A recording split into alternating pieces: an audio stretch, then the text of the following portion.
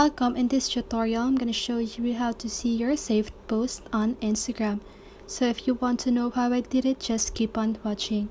So first of all, if you are using Android phone, don't worry because the process is still the same. So now I'm just going to show you how to save a Instagram post.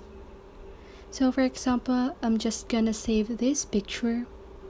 So you can see the save button at the right or at the lower right corner of the post, this one. So just go ahead and click that if you want to save any post that you want. So for example, that is enough for this tutorial.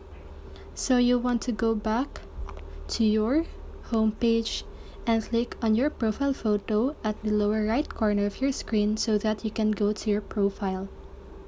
And now you can see the three little lines at the upper right corner of your screen, so you just want to click on that.